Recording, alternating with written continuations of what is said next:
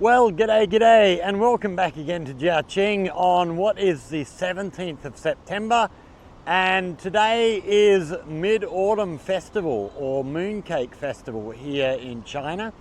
So what we're going to do, we've got a little bit of a display down here in front of us we're going to have a look at. Then we're going to go over, find somewhere in the shade over here, go and sit down and just tell you a little bit about the Mid-Autumn Festival. So as we turn our camera around, you can see Paifeng Square here, and they've set up this little display. So we've got these little lanterns, a couple of prawns, and a big moon. And we can see down here, this is Gao Yao Shrimp Roche. I don't know what that is, what that means, but yeah, the shrimps must be grown in Gao Yao somewhere. So we can see this is all lit up, so they've probably got lights inside the inside each of these displays. Maybe not the shrimp, but the moon certainly looks like it has lights inside to light up. And then we have lights down outside, so it'll look really, really good at night time.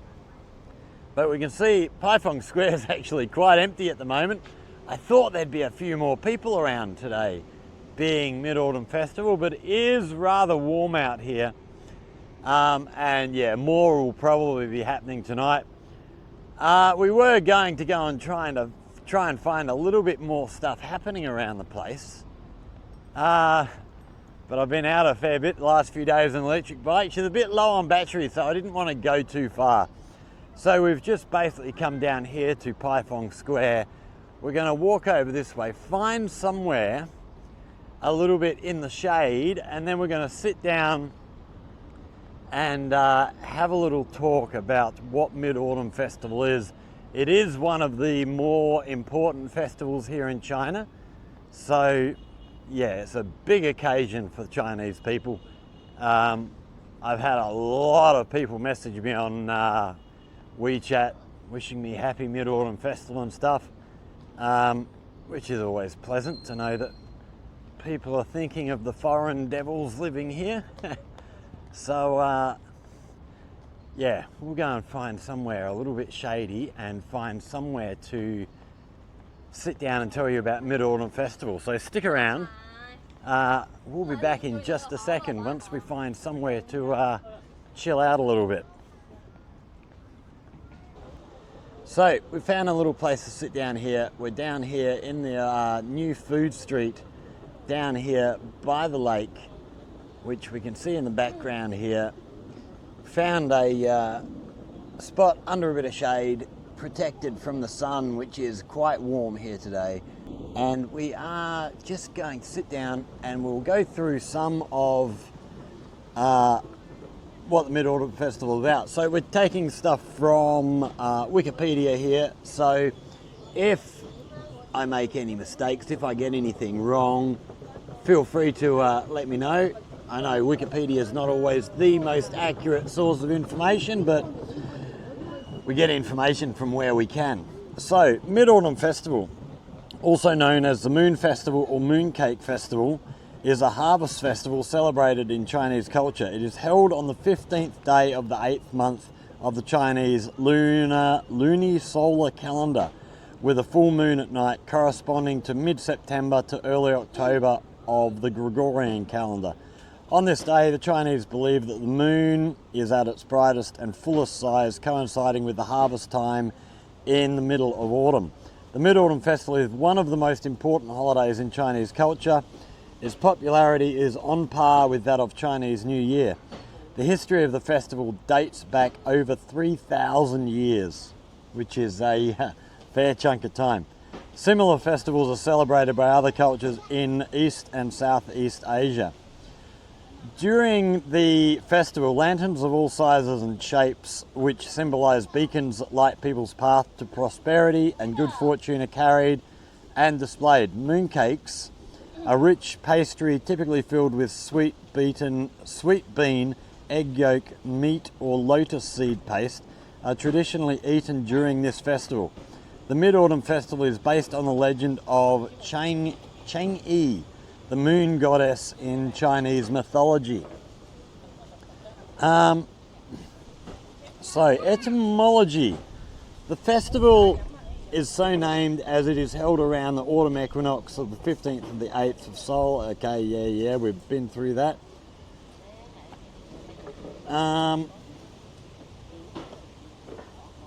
Okay, other regional names include the 8th month festival, used in places such as northeast China, southern Fujian, Jianghui, Festival of Unity, used in Shanghai and Nanjing, and Mooncake Festival used in Guangdong and Hong Kong. So we also have names for Korean, Japanese variant, Vietnam, but we'll stick with what we do in China here. So, meanings.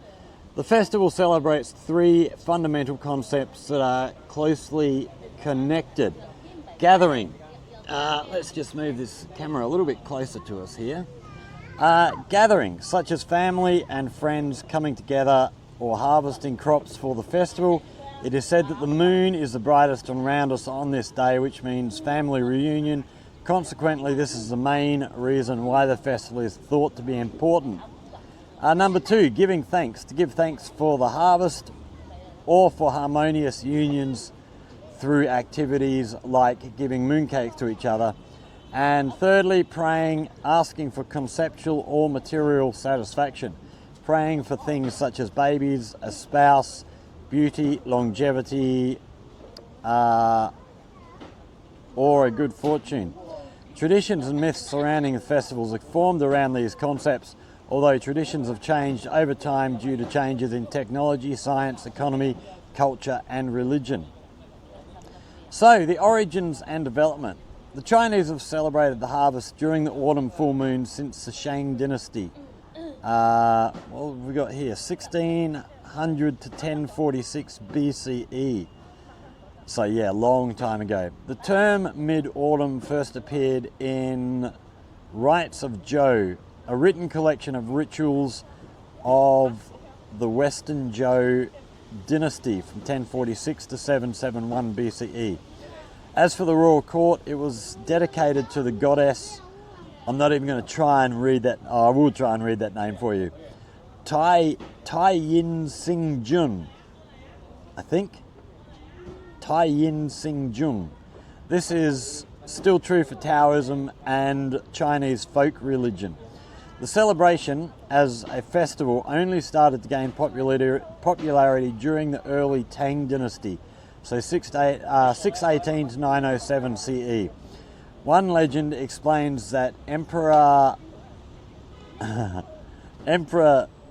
Xuanzong of Tang started to hold formal celebrations in his palace after having explored the Moon Palace.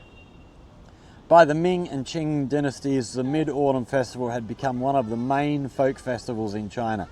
The Empress Dowager Cixi in the late 19th century enjoyed celebrating Mid-Autumn Festival so much that she would spend the period between the 13th and the 17th day of the 8th month staging elaborate rituals.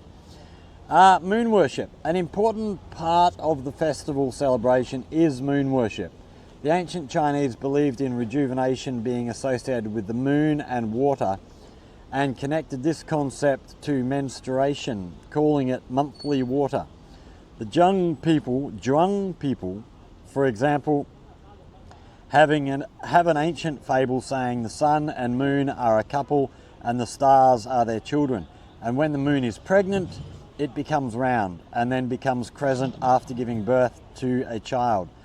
These beliefs made it popular among women to worship and give offerings to the moon on this evening. In some areas of China, there are still customs in which the men do not worship the moon and the women do not offer sacrifices to the kitchen gods. In China, the Mid-Autumn Festival symbolizes a family reunion, and on this day, all families will appreciate the moon in the evening because it is the 15th day of the 8th month of the Chinese lunar calendar, when the moon is at its fullest. Offerings are also made to a more well-known lunar deity, Chang'e. known as the moon goddess of immortality. The myths associated with Chang'e explain the origin of the moon worship during this day. One version of the story is as follows, as described in Li Huaiyang's Handbook of Chinese Mythology. In the ancient past, there was a hero named Hao Yi who was excellent at archery. His wife was Chang'e. One year, the 10 suns rose in the sky together, causing great disaster to the people. Yi shot down 9 of the suns and left only one to provide light. An immortal admired Yi and sent him the elixir of immortality.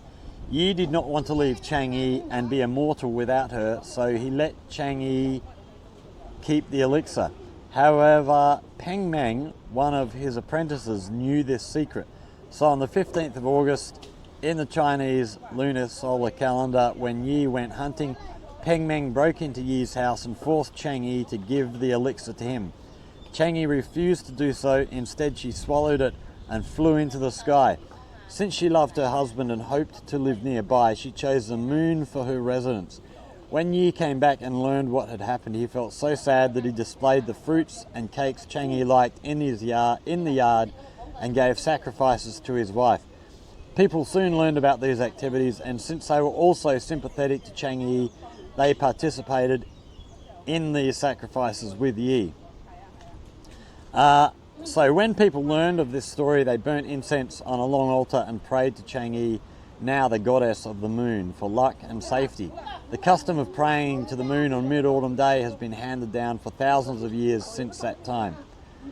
Also, Handbook of Chinese Mythology also described an alternate common version of the myth. After the hero Hui Yi shot down 9 of the 10 suns, he was pronounced king by the thankful people. However, he soon became a conceited and tyrannical ruler. In order to live long without death, he asked for the elixir from Si Wang Mu, but his wife Chang'e stole it on the 15th of August because she did not want the cruel king to live long and hurt more people. She took the magic potion to prevent her husband from becoming immortal. Hui Yi was so angry when he discovered that Chang'e took the elixir, he shot at his wife as she flew toward the moon, though he missed. Chang'e fled to the moon and became the spirit of the moon. Hui Yi died soon because he was overcome with great anger. Therefore, the people offer a sacrifice to Chang'e on every 15th day of the 8th month to commemorate Chang'e's action. So yeah, and I'm sure there's many more stories around this. These are just 2 versions of a story. But yeah, each little region of China will probably have a different type of story. You know, some differing a little from that, some differing a whole lot more. So the celebration. The festival was a time to enjoy the successful reaping of rice and wheat with food offerings made in honour of the moon. Today it is still an occasion for outdoor reunions among friends and relatives to eat mooncakes and watch the moon, a symbol of harmony and unity.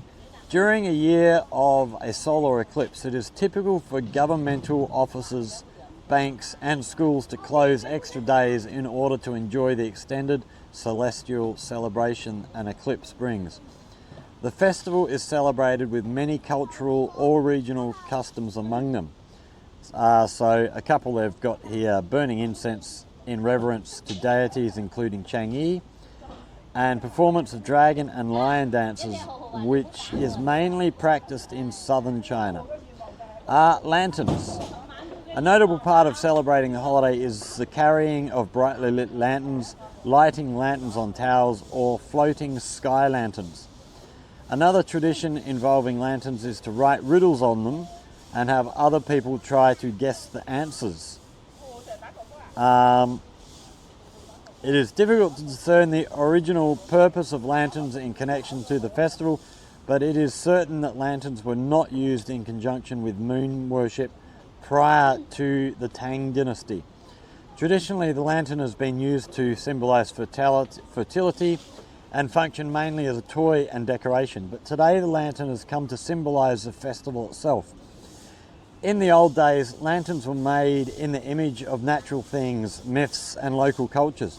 Over time, a greater variety of lanterns could be found as local cultures became influenced by their neighbours. As China gradually evolved from an agrarian society to a mixed agrarian commercial one, traditions from other festivals began to be transmitted into the Mid-Autumn Festival, such as the putting of lanterns on rivers to guide the spirits of the drowned, as practiced during the Ghost Festival, which is observed a month before. Hong Kong fishermen during the Qing Festival, for example, would put up lanterns on their boats for the Ghost Festival and keep the lanterns up until Mid-Autumn Festival. Okay, another big thing, mooncakes. So making and sharing mooncakes is one of the hallmark traditions of this festival. In Chinese culture, a round shape symbolizes completeness and reunion. Thus, the sharing and eating of round mooncakes among family members during the week of the festival signifies the completeness and unity of families. In some areas of China, there is a tradition of making mooncakes during the night of the Mid-Autumn Festival. The senior person in that whole household would cut the mooncakes into pieces and distribute them to each family member, signifying family reunion. In modern times, however, making mooncakes at home has given way to the more popular custom of giving mooncakes to family members, although the meaning of maintaining family unity remains. Although typical mooncakes can be around a few centimetres in diameter, imperial chefs have made some as large as 8 metres in diameter. Wow, that's a big mooncake, 8 metres. With its surface pressed with designs of Chinese cassia trees or the Moon Palace. One tradition is to pile 13 mooncakes on top of each other to mimic a pagoda, the number 13 being chosen to represent the 13 months in the full Chinese lunar solar calendar. The spectacle of making very large mooncake continues in modern China. According to Chinese folklore, a Turpan businessman offered cakes to Emperor Taizong of Tang in his victory against the Xiongnu on the 15th day of the 8th Chinese lunisolar calendar. Taizong took the round cakes and pointed to the moon with a smile, saying, I'd like to invite the toad to enjoy the Hu cake. Invite the toad. I have no idea what that means. There's no further explanation here. After sharing the cakes with his ministers, the custom of eating these Hu cakes spread throughout the country. Eventually, these become known as mooncakes, although the legend explains the beginnings of mooncake giving. Its popularity and ties to the festival began during the Song dynasty, so that was 906 to 1279 CE. Another popular legend concerns the Han Chinese's uprising against the ruling Mongols at the end of the Yuan dynasty, 1280 to 1368 CE, in which the Han Chinese used traditional mooncakes to conceal the message that they were to rebel on Mid-Autumn Day. Okay. Because of strict controls upon Han Chinese families imposed by the Mongols, in which only 1 out of 10 households was allowed to own a knife guarded by a Mongolian. This coordinated message was important to gather as many available weapons as possible.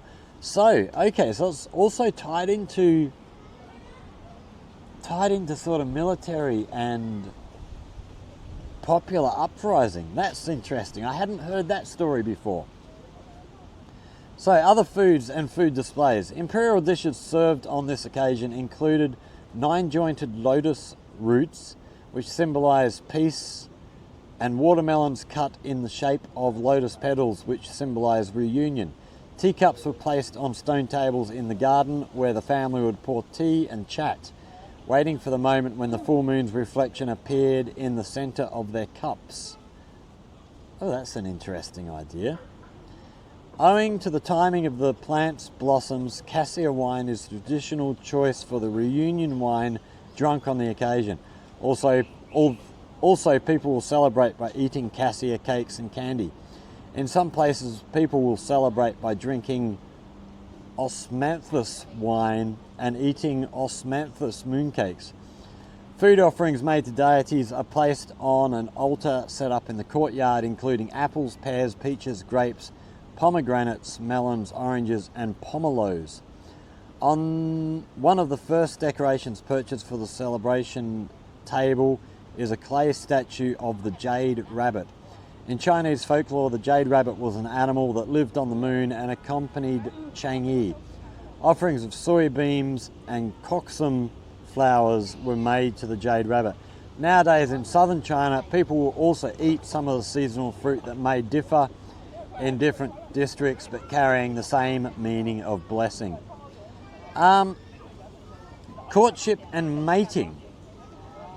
The mid-autumn moon has traditionally been a choice occasion to celebrate marriages.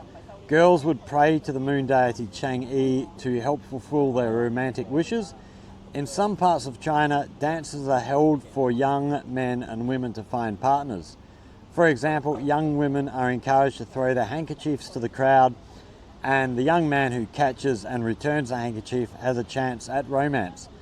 In Dagwong, in southwest Guizhou province, young men and women of the Dong people would make an appointment at a certain place. The young women would arrive early to overhear remarks made about them by the young men. The young men would praise their lovers in front of their fellows, in which finally the listening women would walk out of the thicket. Pairs of lovers would then go off to a quiet place to open their hearts to each other. Games and activities. During the 1920s and 30s, ethnographer Chow Wei Peng conducted research on traditional games among men, women and children on or around Mid-Autumn Day in Guangdong province. These games relate to flights of the soul, spirit, possession or fortune telling. So one type of activity, ascent to heaven, involves a young lady selected from a circle of women to ascend into the celestial realm. While being enveloped in the smoke of burning incense, she describes the beautiful sights and sounds she encounters. Another activity, descent into the garden, played among younger girls, detailed each girl's visit to the heavenly gardens. According to legend, a flower tree represented her, and the number and colour of the flowers indicated the sex and number of children she would have in her lifetime. Men played a game called Descent of the Eight Immortals, where one of the eight immortals took possession of a player who would then assume the role of a scholar or warrior. Children would play a game called Encircling the Toad, where the group would form a circle around a child chosen to be a Toad King and chanted a song that transformed the child into a toad. He would jump around like a toad until water was sprinkled on his head, in which he would then stop. So we might have to try and find someone who can give a bit more of a explanation of some of these games. We might try and find someone from the English corner, maybe, who we can sit down with and have a chat with about what some of these things mean. So practices by country or region. So Xiamen, which is to the east of Guangdong province. A unique tradition is celebrated quite exclusively in the island city of Xiamen.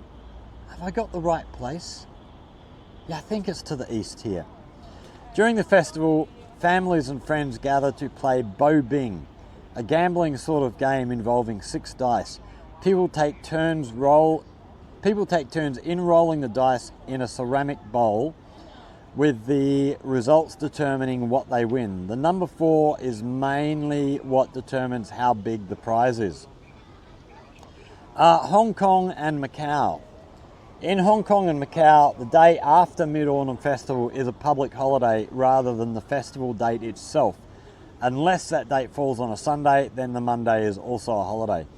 Because many celebration events are held at night.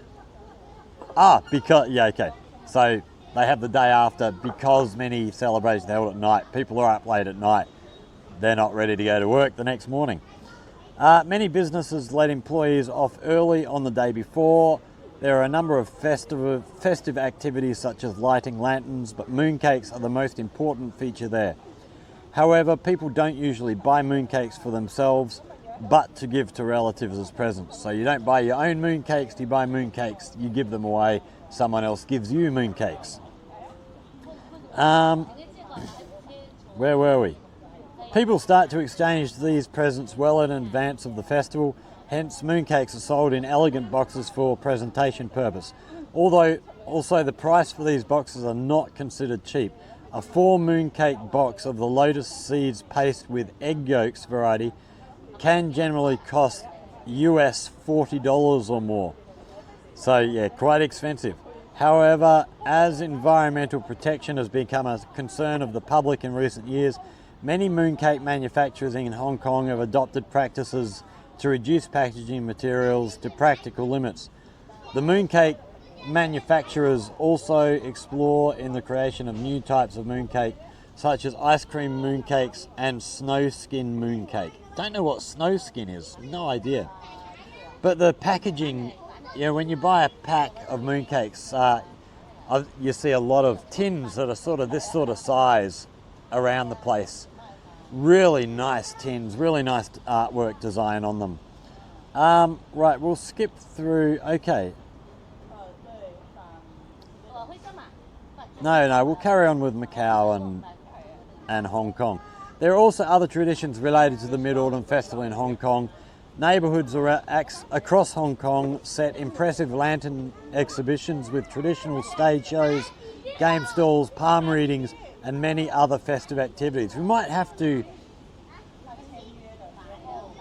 It sounds like Hong Kong and Macau, a lot happens during this festival, so we might actually look at maybe trying to do a trip for Mid-Autumn Festival next year down there. Where did we get up to? The grandest celebrations take place in Victoria Park of Hong Kong.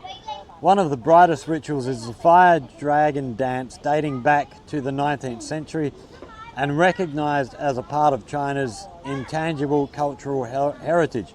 The 200-foot-long fire dragon requires more than 300 people to operate, taking turns.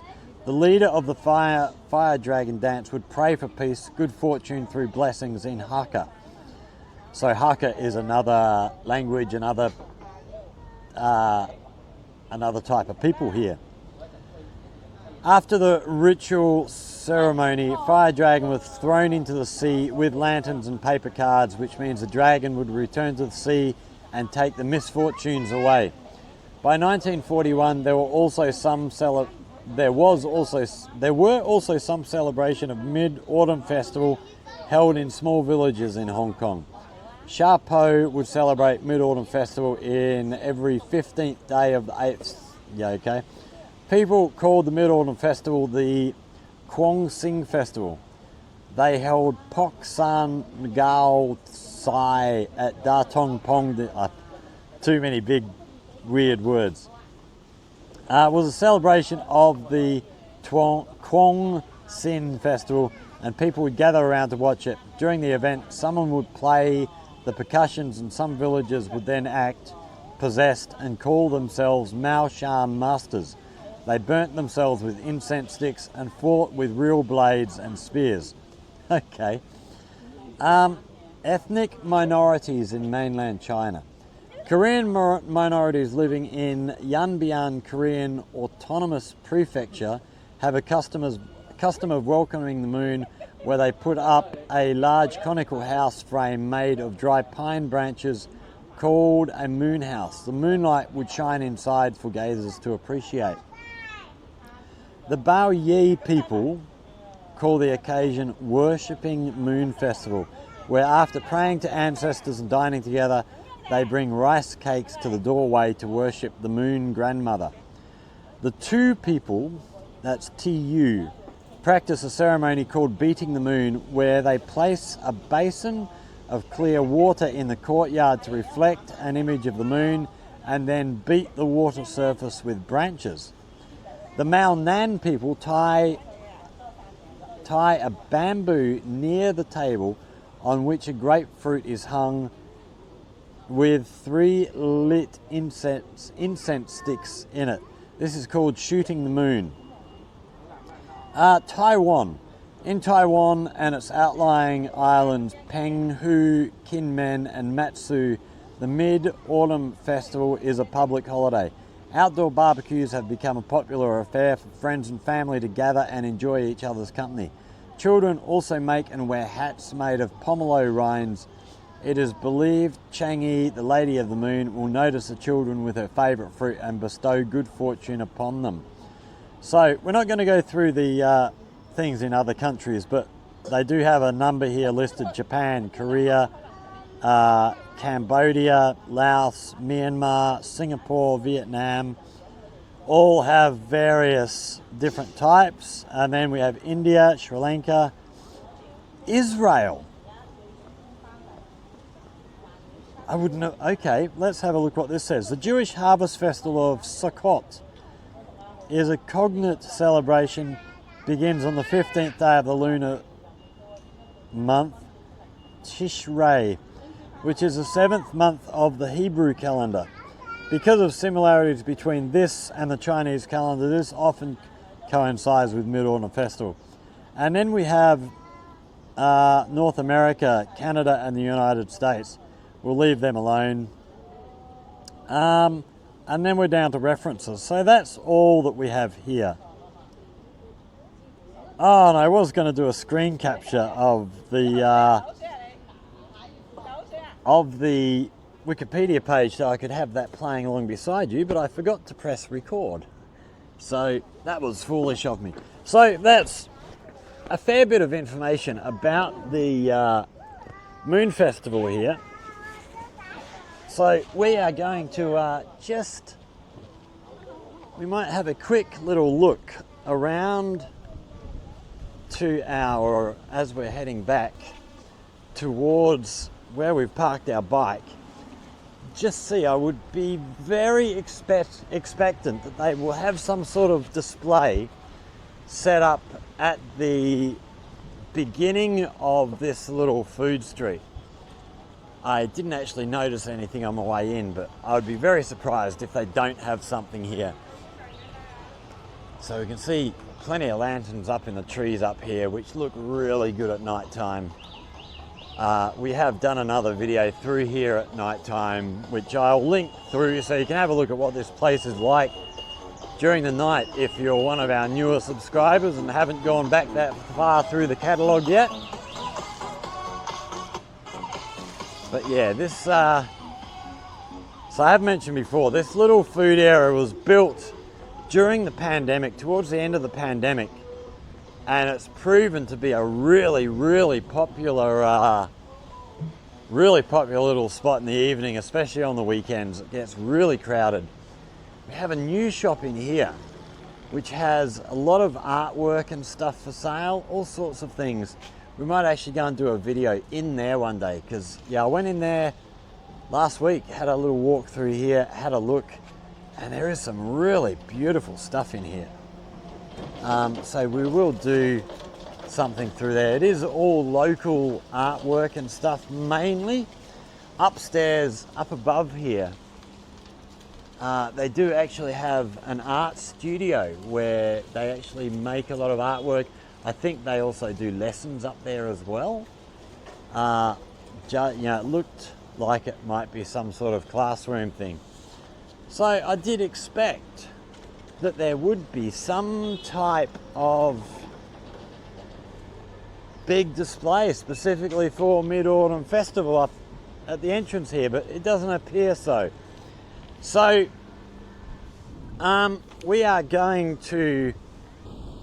we're going to end there then, that will do for this video. So that's, yeah, Mid-Autumn Festival. It is very, very important festival here in China. Yeah, all our students have gone home. It's one thing that does, it frustrates me. We've just come back to school. We've only had 2 weeks of classes, and our students are back away on holiday again after the summer vacation. They'll come back from Mid-Autumn Festival. I think they come back tomorrow, actually. It's Tuesday today, so we've had the weekend, Monday, Tuesday off. So most students who aren't from too far away have actually gone back home, spent time with their families. We will have some students staying within the school because, you know, some of them do come from other provinces. It is just too far for them to go home for what is a sort of 3 or 4 day holiday. So yeah, we do have students remaining around the school. We actually saw a bunch. We went over to 7 Star Lake Scenic Area yesterday. We went over there to meet a couple of new foreigners in town. Well, one of them's moved here from South Africa, a girl from Cape Town. And she had a friend had come with her just to, I think, travel with her, help her get settled in. He's going back to Cape Town in a few days' time. Hopefully we get to catch up with him again. He actually creates YouTube stuff as well. Yeah, me and Tony were sat down the other night, and Tony said he got a message from Rosh, one of our other South African friends here, and said, oh, there's another YouTuber in town. And we were going, oh God, we don't need the competition. 2 of us is enough in one city. So yes, I went and met this guy, and yeah, really nice couple. Not couple as a couple, but couple of people. Yeah, really pleasant. So yeah, the lady's working in the same kindergarten, I believe, as Rosh. So she'll be here for at least a year, but hopefully longer. She seems like a good sort. And yeah, we're trying to talk her mate Denzel into getting a job in China and coming over as well. He's a really, really nice guy. And yeah, so we were over at 7 Star Lake yesterday, lots of tourists around, and yeah, bumped into quite a few of our new students over there who, you know, can't get home because it's too far, so they're spending a bit of time having a look around their new environment here in Jiaqing. Yeah, and then we go back to school. I think, yeah, students probably come back to school tomorrow morning. Back to having classes on Thursday. And we'll have a couple of weeks. Then we've got another week off for the October holiday, celebrating the birth of China, or the revolution, or I'll have to have a look up what it is, and we'll actually do a video about that as well and try and catch some of the celebrations for that around. I'm actually going to try and get back over to Yunfu, catch up with my friends over there, because it's been way too long since I've seen them. So we're going to try and yeah, get over there for the October holiday for a few days. Yeah, because we missed them in the last vacation. I was busy doing videos and stayed here a bit longer than I expected. Stayed in Jiaqing longer than expected, doing videos for the beer festival. And then by the time I contacted them and said, oh, what are you guys up to? You know, the beer festival's over. I might come over for a few days. They said, oh, we're actually heading off. Young Emily had a singing, I don't know if it was a competition or a performance or something, in Guangzhou, and then they were flying off to Harbin for a week or 2. So yeah, missed catching up with them in the summer holidays, which was a real shame because I like getting over there. It's a nice quiet little place to hang out with really good people around. So yeah, hopefully October holiday we'll get over there for a few days. So that's it for today. Yeah, so happy Mid-Autumn Festival to anybody who celebrates that. I hope you all have a good day, catch up with all your families and stuff, and we will yeah, go home and chill out for the rest of the afternoon. Get this edited and try and get it up before the end of the day so that it's actually coming out on Mid-Autumn Festival for you all. So thanks for watching, everybody. If you enjoyed that, hit that like button, subscribe, share with friends. If you have any questions, comments, questions about Mid-Autumn Festival, hit us up in the comment section. I can't promise to be able to answer them, but we'll do the best that we can, or I'll try and find answers from other people that we know and let you know the answers.